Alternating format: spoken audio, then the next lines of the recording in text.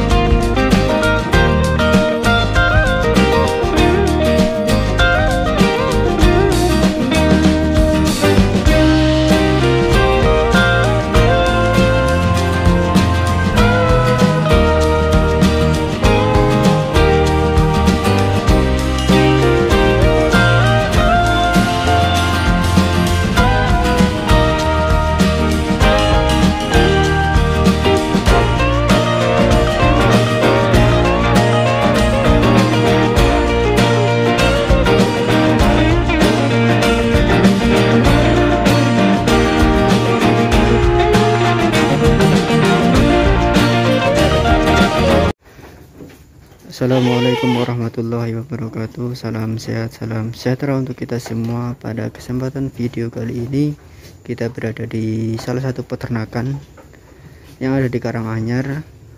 Oke, nanti kita di sini akan tanya-tanya seputar ternak yang ada di kandang ini. Oke, maka dari itu jangan lupa untuk like, comment, share, dan tentunya juga untuk di subscribe agar nggak ketinggalan video-video dari kami. Jangan di skip, ikuti terus videonya.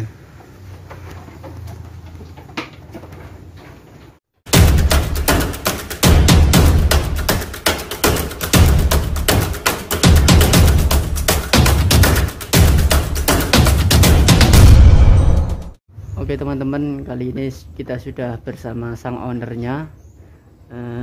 Bapak ini saya minta izin belajar ternak di sini, dan nanti saya tanya-tanya ternak yang ada di kandang ini. Untuk yang pertama, perkenalan dulu ya Pak, dari nama Bapak sendiri, terus nama kandangnya dan alamat kandang itu apa Pak? Perkenalkan, Assalamualaikum warahmatullahi wabarakatuh. Sebelumnya perkenalkan, nama saya Eko Agung Nugroho, pemilik kandang Semulur Farm yang beralamat di Tegalasri RT 6 RW 8 Bejen Karanganyar. Yang pertama itu mulai beternak itu sejak tahun kapan ya Pak? Untuk beternak, karena saya baru memulai ternak itu di tahun 2021 setelah pandemi mungkin ya. Jadi 2021, pandemi selesai, ya. Pandemi mulai selesai, saya mulai mencoba untuk beternak di khususnya domba. Ya. Nah, ini jenis ternak yang dipelihara di sini itu yang dipelihara apakah domba saja atau kambing juga dipelihara? Untuk sementara itu baru domba. Baru domba. Tapi untuk kedepannya nanti rencana malah kita akan melebarkan sayap untuk kambing perah. Kambing perah. Iya. Kambing perah itu yang jenis apa kira-kira? Kalau ya bermacam-macam, mungkin ada Sanen, ada Safera, ada Etawa. Tapi belum menentukan itu, soalnya kita baru berjalan untuk di peternakan domba itu sendiri. Nah, untuk jumlah populasi di sini kira-kira ada berapa ekor, Pak? Kalau di sini kan ada dua sistem ya, Mas. Jadi untuk di breeding dan fattening. Kalau di di fattening kita kan hanya berjalan sampai 3 bulan. Di penggemuan itu sampai 3 bulan. Jadi kalau di untuk saat ini mungkin populasinya sekitar 40-an ini. 40-an ekor. Ya. Tapi kalau kapasitas kandang bisa 100 ekor. 100 ekor. Dan kalaupun biasanya juga keluar masuk. Jadi kalau bulan ini mungkin 20 masuk, bulan depan ada yang masuk lagi 20, ya mungkin jadi tambah lagi. Kebanyakan baru fattening. Nah, alasan memilih beternak domba ini dari Bapak alasannya apa ini kira-kira? Ya, untuk saat ini mungkin domba itu baru jadi komoditas unggulan di peternakan dengan harga daging yang tiap bulannya naik terus, jadi tidak fluktuatif nih. Seperti ayam itu kan fluktuatif, sapi itu fluktuatif. Kalau domba itu cenderung naik walaupun pelan-pelan. Dari 2 tahun kemarin harga domba betina itu 45.000. Untuk saat ini itu sampai untuk betina itu sampai 55.000. Dan belum ada penurunan untuk harga. Dan saya cuman berpikirnya gini, Mas. Sekedar berpikir ke depan gitu. Di 2035 nanti itu kan ada ledakan demografi yang luar biasa. Dan untuk kebutuhan pangan yang luar biasa, kebutuhan ledakan demografi tersebut, kita perlu membutuhkan kebutuhan sumber daya pangan yang banyak. Dan salah satunya untuk saat ini mungkin banyak-banyaknya warung sate itu kan karena proses untuk ke sana, proses untuk kenaikan populasi penduduk di Indonesia. Jadi kalau saya insya Allah kedepannya di tahun depannya lagi bahwa ternak itu masih menjanjikan untuk berproses. Nah, tadi kan metode berternak di sini fattening dan breeding ya Pak. Nah ini salah apa ini? Tujuan utama itu lebih ke fattening apa ke breeding kira-kira Pak? Untuk saat ini kita cenderung ke fattening Mas. Fattening. Ya. Soalnya kalau fattening itu yang sewu ya. Ada perputaran uang. Jadi tiap 3 bulan sekali, 2 bulan sekali kita jual udah dapat uang. Kalau di breeding kita harus lama menunggu. Maksudnya kan 2 tahun itu kalau populasi 15, kalaupun itu berjalan dengan baik, lancar, itu tiap 8 bulan itu periode 8 bulan itu baru beranak. Minimal 2. Nah kita harus menunggu 2 tahun, itu kan proses yang terlalu lama. Jadi kalau saat ini berfattening dulu, sambil berbreeding. Nah untuk selanjutnya resep pakan di sini Pak, hijauannya itu diberikan secara segar, apakah disilase dulu atau difermentasi dulu Pak? Untuk metode pakan di tempat saya itu ada 2 sistem ya. Jadi kalau untuk pakan melimpah, untuk pakan hijauan melimpah, kita bisa buat untuk silase. Buat silase atau fermentasi sekalian. Kalau di fermentasi, kalau kita sudah siap fermentasi, tinggal nanti tiap sore kita nambahi di hijauan segarnya saja sedikit, tidak banyak. Nah dari silase itu yang digunakan rumput apa saja Pak? Kalau di silase di tempat saya ini kami menggunakan pertama odot, pakcong, umami. Untuk yang rambanannya pakai indigo vera, gamal, terus sama turi kalau kadang turi atau kelor. Nah untuk selanjutnya resep pakan tambahan atau rangsum di sini Pak, itu diberikan secara kering apakah basah Pak ini? Kalau rangsum tambahan biasanya dikasih kering Mas. Kering ya. Jadi hasilnya berarti maksimal yang kering ya?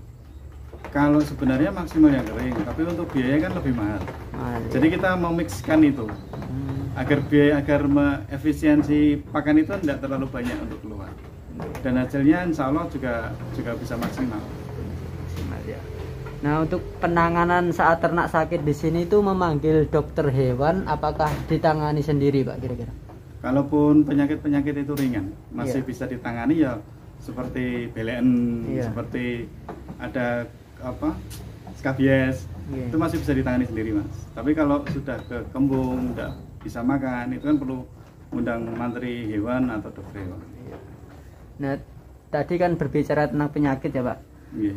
Penyakit yang sering dialami ternak di kandang ini kira-kira penyakit apa Pak? Kalau sini cenderung masih ringan Mas. Untuk saat ini kebanyakan BLN. Dan kedua itu Scabies. Ya. Terus selanjutnya pemberian obat cacing di sini dilakukan berapa bulan sekali Pak? Kalau cacing biasanya SOP sebelum masuk kandang kita akan memberikan obat cacing dulu. Iya. Setelah itu nanti kalau bertahan lama di sini karena pakainya kebanyakan fermentasi nggih. Saya udah masih itu kan sudah istilahnya cacingnya mungkin udah mati sendiri di fermentasi. Itu mungkin 3 bulan baru dikasih lagi. 3 bulan baru dikasih lagi. Nah, terus suka duka beternak yang dirasakan sampai saat ini itu apa? Dari dukanya dulu lah Pak. Kalau dukanya dulu itu Mas, kadang itu pembeli ya. Pembeli itu kan macam-macam. Iya. Macam-macam karakter. Kadang kalau belante itu harganya itu ya nyon sewu. Kadang ki terlalu menyakitkan gitu loh. Untuk jual belinya itu terlalu menyakitkan, untuk nawarnya itu kok semene ditawa semene kan kita orang menghargai banget harus ngopeni gitu loh Mas. Iya. Itu Mas, duka saya di situ Mas. Kemudian kalau sakit dan itu kan semua peternakan akan mengalami hal yang sama. Itu dari dukanya ya Pak. Terus dari sukanya Pak apa? Ya sukanya itu kalau terutama kalau breeding ya Mas. Kalau breeding itu kalau sampai lahir sehat, bisa besar, bisa makan, terus saya tuh lihat kalau cempe itu bisa lari-lari itu. Itu buat saya itu istilahnya pun nggih. Sudah ada kepuasan tersendiri buat saya. Bisa sampai sehat itu. Nah, sistem penjualan di sini itu menggunakan metode offline apa online, Pak, kira-kira? Kebanyakan kami menjual itu dengan sistem kemitraan, Mas. Jadi sudah ada beberapa mitra yang bergabung dengan kami bergabung dengan mereka untuk sistem bagaimana cara menjualkannya. Terus kedua lewat online, kebanyakan lewat Facebook. Facebook ya. Terus rencana ke depan Pak, ini dari jumlah kambing atau pelebaran kandang itu ada rencana ditambah lagi nggak kira-kira? Ya paling enggak untuk jangka 2 tahun 3 tahun ke depan itu paling enggak kandang ini udah penuh dulu Mas. Rencana penuh dulu ya? Iya penuh dulu, jadi kapasitas 100 ekor itu sudah tertampung semua, dan kalau bisa itu nanti di sistem fatteningnya dari domba-domba yang diambil dari kita, dari proses hasil breeding kita gitu. Ya. Terus yang terakhir Pak, motivasi dalam beternak untuk memberikan semangat peternak Indonesia itu dari Bapak apa sih?